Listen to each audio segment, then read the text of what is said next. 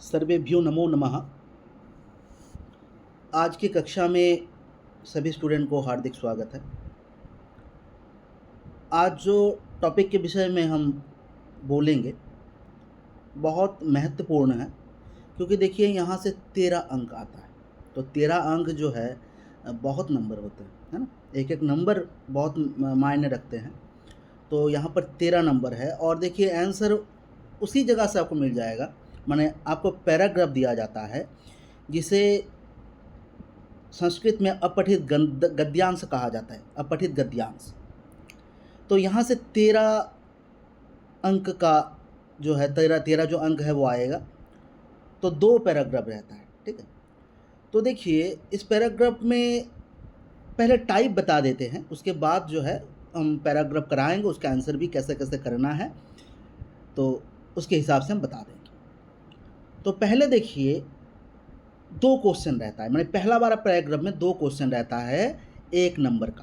पहले 1 1 2, मगर वहाँ पर लिखा रहता है एक पदेन उत्तरत, मतलब एक ही पद में, एक ही शब्द में उत्तर देना है, ज़्यादा पद में नहीं, ठीक है। अगर देखिए कम पद में उत्तर देंगे, एक पद में उत्तर देंगे तो पूरा नंबर मिलेगा, और अगर 2 पद 3 पद कर देंगे तो हाफ नंबर मिलेगा, ठीक है। तो उसके हिसाब से देखिए ज़्यादा मत लिखना है, जितना कहा जाए तो उतना ही लिखिएगा, ठीक है। तो यहाँ पर एक पद में बताया गया है तो एक पद में लिखिएगा। तो ये हो गया। और उसके बाद देखिए पूर्ण वाक्य उत्तर लिखने को बोला जाता है, जहाँ पर 2 2 अंक रहता है, मैंने 4 वहाँ पर। और एक नीचे 1 नंबर का रहता है जो है शीर्षक पूछा जाता है कि आप जो गद्यांश पढ़े हैं उसको पढ़ के क्या समझ में आया है आपको, उसके तहत एक नाम देना पड़ता है, ठीक है। तो उसमें 1 नंबर रहता है, हम ट्रिक सिखा देते हैं। और एक रहता है पैराग्राफ, जहाँ पर देखिएगा कि आपको वहाँ माने यहाँ पर तो पैराग्राफ जो है 7 नंबर का हो गया, पहले 2 नंबर, उसके बाद 2 2 माने 2 नंबर का 2 तो 4, तो कुल 6, उसके बाद एक शीर्षक 7। और एक पैराग्राफ रहेगा सेम टू सेम रहेगा, सिर्फ शीर्षक नहीं रहेगा, ठीक है।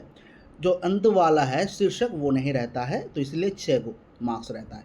तो उधर 7 हो गया और इधर 6 हो गया, तो कुल जो हो गया वो 13 अंक हो गया। चलिए अब हम एक क्वेश्चन पेपर से ये उठाया है, तो उसके हिसाब से देखिए आप स्क्रीन में देख पा रहे हैं कि यहाँ पर एक पैराग्राफ है। तो पैराग्राफ को हम बता देते हैं।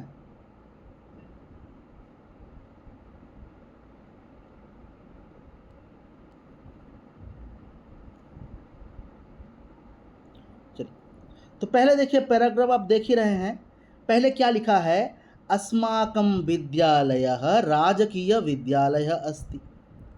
मतलब हमारे विद्यालय जो स्कूल है वो राजकीय है, वो सरकारी स्कूल है, ठीक है। विद्यालय अस्ति मतलब होना, ठीक है। तो हमारे जो विद्यालय है वो एक सरकारी विद्यालय है, ठीक है। उसके बाद देखिए अत्र पठनस्य तु श्रेष्ठा व्यवस्था अस्ति एव।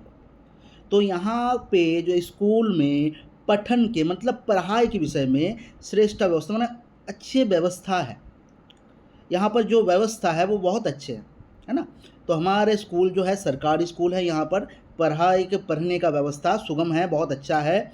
और युगपदेव यहाँ पर लिखा हुआ है, देखिए क्या कि युगपदेव माने वैसा ही क्रीडानामपि सुलभा व्यवस्था, तले खेल के लिए भी व्यवस्था है, माने आप खेल सकते हैं। इसीलिए क्या है, यहाँ पर क्रीड़ांगन भी है, सरंज माने जो उसका सामग्री है वो भी मिलता है, तो खेल के लिए आपको कोई दिक्कत नहीं है स्कूल में। उसके बाद देखिए अतः तो क्या है, अस्माकं विद्यालयस्य सर्वेषां कक्षायां परिणाम 100% भवति।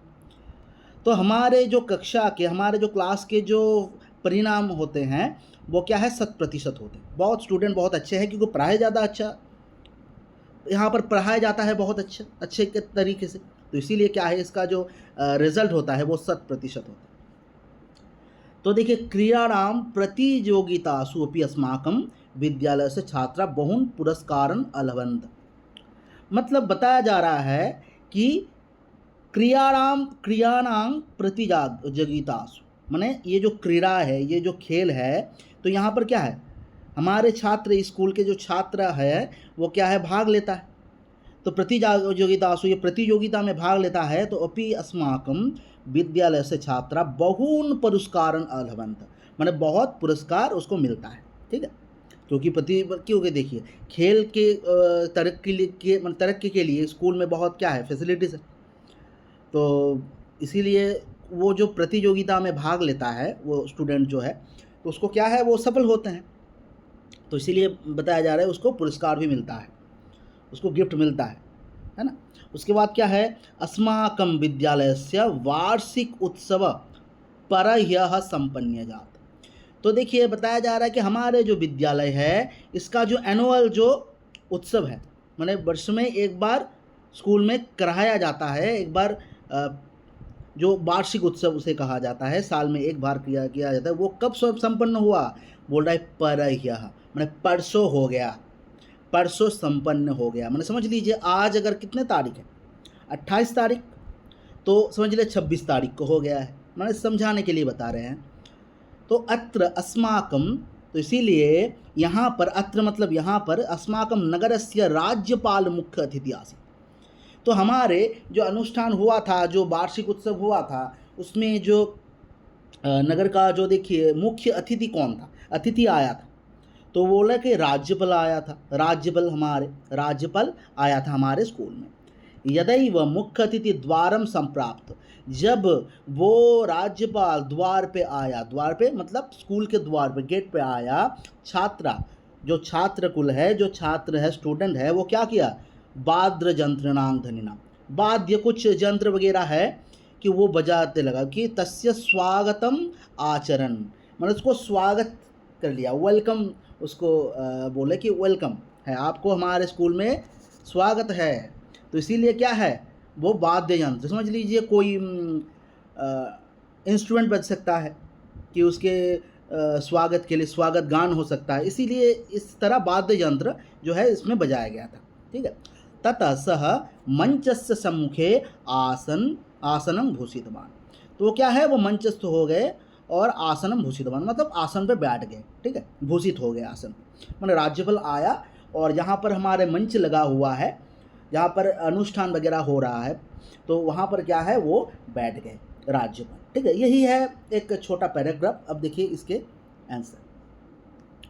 पहले देखिए लिखा हुआ है एक पदेन उत्तर, ये बार बार गौर से हम बता देते हैं, देखिए गौर से सुन लीजिए, ये गलती मत करिएगा। ठीक है, कि एक पद मतलब एक शब्द। ठीक है, ज़्यादा मत लिखिएगा, ज़्यादा मत लिखिएगा तो नंबर कटेगा, अगर कम एक पद में लिखिएगा तो पूरा नंबर मिलेगा। बहुत आसान रहता है, देखिए कोई दिक्कत नहीं है।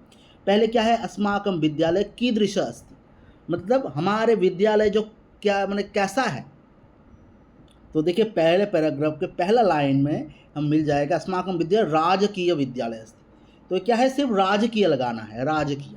ठीक है, तो राजकीय से लिखना है कि राजकीय, तो फुल नंबर मिल जाएगा। क्या कि अस्माकं विद्यालयः राजकीय अस्ति, पूरा नहीं लिखेंगे, सिर्फ लिखेंगे राजकीय, तो पूरा एक नंबर मिल जाएगा। ठीक है, सेकेंड ऑप्शन में देखिए, अस्य कस्य श्रेष्ठ व्यवस्था अस्ति, इसमें इस विद्यालय में श्रेष्ठ व्यवस्था क्या है, किस विषय में श्रेष्ठ व्यवस्था है, तो देखिए पठनस्य, पढ़ाई के विषय में, तो पठनस्य लगा देंगे, एक पद हो गया। ठीक है, चलिए अब जो है 2 नंबर का क्वेश्चन जो है वो देख लेते हैं। बताया जा रहा है कि वार्षिक उत्सव मुख्य अतिथि कह आसीत्। अब देखिए ये जो वार्षिक उत्सव है हुआ था, तो उसमें जो मुख्य अतिथि था वो कौन था, तो हम सभी जानते हैं, पढ़े हैं कि राज्यपाल था। मगर देखिए यहाँ पर 2 नंबर, अंक जो है 2 नंबर का है, इसलिए क्या है, सिर्फ राज्यपाल लिख देंगे आपको नंबर नहीं मिलेगा, 1 नंबर देगा। तो यहाँ पर आपको फुल लिखना है, कैसे कि वार्षिक उत्सवे मुख्य अतिथि ही राज्यपालः आसीत्, बस यहाँ तक लिखिएगा, तभी आपको फुल नंबर मिलेगा। ठीक है, पूरा अंक आपको मिल जाएगा। सेकंड वाला देखिए, मुख्य अतिथि आगते छात्र किम अकुर्वन्, मैंने जब मुख्य अतिथि कौन था, राज्यपाल था, जब आया था तो छात्रा ने क्या किया था, सब स्टूडेंट ने क्या किया था, तो देखिए यहाँ पर आंसर मिल जाएगा कि वाद्य यंत्राणां ध्वनिना तस्य स्वागतम आचरत, मतलब वाद्य यंत्र से उसका क्या है, स्वागत किया गया था। ठीक है। तो मुख्य अतिथि आगते छात्र, क्या करना है, आगते छात्राः, बस यहाँ तो लिखेंगे मुख्य अतिथि आगते छात्राः वाद्ययन्त्राणां ध्वनिना तस्य स्वागतम् आचरन् अकुर्वन्। ठीक है, अकुर्वन् लगाना है। तो यहाँ पर क्वेश्चन मार्क है, जब आंसर लिख दीजिएगा तो आंसर लिखने के बाद वो क्वेश्चन मार्क नहीं रहेगा, वो हट जाएगा, फुल स्टॉप हो जाएगा, दारी हो जाएगा। ठीक है, चलिए, तो यहाँ पर हो गया। अब नीचे देखिए, गद्यांश क्या है, अस्य गद्यांश एकं समुचितं शीर्षकम, एक शीर्षक देना है। शीर्षक हम बता ही दिए हैं, शीर्षक क्या है, शीर्षक है आपका एक नाम देना है। तो देखिए, एक ऊपर ऊपर नाम उठान के आपको जो अप्रोप्रिएट लगे वही देना है। दो माने 3 या 4 शब्द में हो सकता है, ज़्यादा नहीं, 2 शब्द में भी हो सकता है। ठीक है, तो यहाँ पर देखिए किस विषय में बताया जा रहा है, हमारे विद्यालय के बारे में, तो सिर्फ उठा के लिख दीजिए अस्माकं विद्यालय, बस आपको पूरा अंक मिल जाएगा। ठीक है, अस्माकं विद्यालयः, तो इसमें क्या हो जाएगा, आपका पैराग्राफ कंप्लीट हो जाएगा, आपको 7 में से 7 अंक प्राप्त हो जाएंगे। ठीक, धन्यवाद। अब जो है सेकंड एक पैराग्राफ लेते हैं, छोटा देख के, जो 6 नंबर अंक है, जहाँ पर शीर्षक नहीं पूछा गया है। ठीक है, वो भी उठा लेते हैं। रुकिए,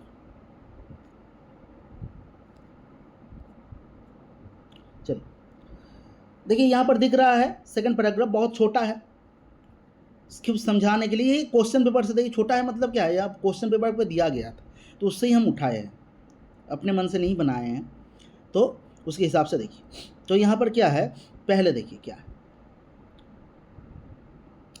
सर्वेषु धनेषु विद्याधनम एवं उत्तमम धनम मन्यते। मतलब देखिए, सब धनों में कौन उत्तम है, बोले विद्या रूपी धन, जो विद्या धन है, आप अगर विद्या शिक्षित है, माने विद्या के ज्ञान ले रहे हैं, तो वही सबसे उत्तम माना गया है। और क्या है, विद्वया, विद्वा के द्वारा, एव जनाः जानन्ति, मानव को, मनुष्य को ये ज्ञात होता है, यत् किम अकर्तव्यम अस्ति, कि किम कर्तव्यम अस्ति, किम अकर्तव्यम, मतलब क्या करना चाहिए, क्या करना नहीं चाहिए। देखिए, हम सिर्फ जब विद्या लेते हैं, ज्ञान लेते हैं, पढ़ाई करते हैं, सिर्फ क्या है, सिर्फ हमारे जो जीवन में नंबर लाना यही मुख्य उद्देश्य नहीं है। हमारे जो उद्देश्य है कि क्या करना चाहिए, बड़ों का आदर करना चाहिए, छोटे का स्नेह करना चाहिए, क्या करना चाहिए, ये सब क्या है, शास्त्र ज्ञान है। ये पढ़ाई में क्या है, जब स्कूल में जाएंगे तो टीचर आपको बताएंगे, किताबी भाषा नहीं है, आपको ये ज्ञान प्राप्त होता है। तो इसीलिए बोल रहा है कि विद्या एक ऐसा ज्ञान है जिससे आपको ज्ञात हो जाता है क्या करना चाहिए और क्या नहीं करना चाहिए। अनया एव गयते, मतलब इसके द्वारा, विद्या के द्वारा ज्ञात होता है, यत् किम उचितम किम न उचितम, माने क्या उचित है, क्या उचित नहीं है, क्या क्या अनुचित है। विद्याधनेन एव वयम जानीमः, वयम जानीमः, ठीक है, हम सब जानते हैं विद्याधन के द्वारा क्या, यत् कः सन्मार्गः अस्ति, कः कुमार्गः अस्ति। सन्मार्ग मतलब जो सही पथ है, हम जो पथ पे चल रहे हैं वो सही है या गलत है, ये क्या है, विद्या से हमको ज्ञात हो जाता है हम सबको। विद्या एव मनुष्य संसारे सम्मानं प्राप्नोति। तो देखिए, विद्या अगर आपके पास है तो मानव जीवन में क्या है, संसार में आपको सम्मान मिलता है। और विद्याधनय बारंबारं नमो, तो किसको बार बार नमन किया गया है, विद्या को।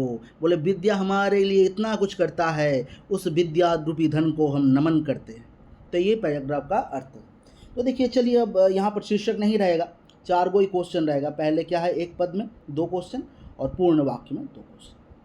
चलिए, इसका आंसर भी हम बता देते हैं। तो क्या है पहला क्वेश्चन, किम धनम उत्तमम मन्यते, कौन सा धन है जो उत्तम है। तो देखिए, यहाँ पर आंसर हो जाएगा सिर्फ विद्याधनम, और कुछ नहीं, सिर्फ विद्याधनम लगाना है, क्योंकि एक पद में लिखना है। उसके बाद देखिए, कया मनुष्य सम्मानम प्राप्नोति, तो किसके द्वारा सम्मान प्राप्त करता है, मनुष्य, है ना। तो यहाँ पर देखिए विद्वया लगाएंगे कि विद्वया। अब देखिए, क्योंकि एक पद में लिखना है तो पूरा नहीं लिखना है, सिर्फ विद्वा लिख देंगे। ठीक है, चलिए, अब जो पूर्ण वाक्य में देखिए, विद्या किम ज्ञायते, माने विद्या के द्वारा क्या ज्ञात होता है। तो देखिए, ज्ञायते ढूंढेंगे कि ज्ञायते कहाँ पर है ना। चलिए, तो यहाँ पर देखिए, यहाँ पर क्या है, विद्या एव जनन्ति यत् किं कर्तव्यम अस्ति च किं अकर्तव्यम अनया एव ज्ञायते। देखिए ज्ञायते, तो यहाँ पर ज्ञायते था, तो यहाँ से लगाना है कि विद्या किम ज्ञायते, आंसर लगाना है आपकी कि किम उचितम अस्ति किम च अनुचितम। ठीक है, इति विद्या ज्ञायते, बस यही लगा देना है। पहले लगाना है क्या, किम उचितम अस्ति किम च अनुचितम, इति लगाना है कि ऐसा विद्या ज्ञायते, विद्या से ज्ञात होता है। और अंत वाला आंसर देखिए, विद्याधन वयम किम जानीमः, विद्याधन के द्वारा क्या हमको ज्ञात होता है, मतलब हम क्या जानते हैं, ज्ञात होता है मतलब क्या जानते हैं, विद्याधन के द्वारा हम क्या जानते हैं। तो देखिए यहाँ पर जानीमः हम पढ़ाए हैं कि विद्याधनेन, अब देखिए पूरा वाक्य में लिखना है, विद्याधनेन एवं वयम जानीमः यत् कः सन्मार्गः अस्ति कः च कुमार्गः। ठीक है, तो ये लिख दीजिएगा। तो ये वाला भी देखिए आपको 6 में से 6 मिल जाएगा, तो 7 6 आपको 13 नंबर होगा। ठीक, तो यहाँ तक था हमारे जो कक्षा में जो छोटे करके हम समझाए हैं। आशा रखते हैं सभी को, सभी स्टूडेंट आप सबको कि फ़ायदा होगा, और प्रैक्टिस करिए। हम व्हाट्सएप ग्रुप में भेजते रहेंगे ऐसे ही कि कुछ कुछ आप बनाइए, तो प्रैक्टिस करते करते क्या है, आपको फाइनल तक तो बहुत तरक्की हो जाएगा। ठीक, तो चलिए आज तक वीडियो जो है यहाँ पर स्थगित करते हैं। अगले वीडियो में दूसरा कुछ टॉपिक लेके आएंगे। चलिए, धन्यवाद सबको।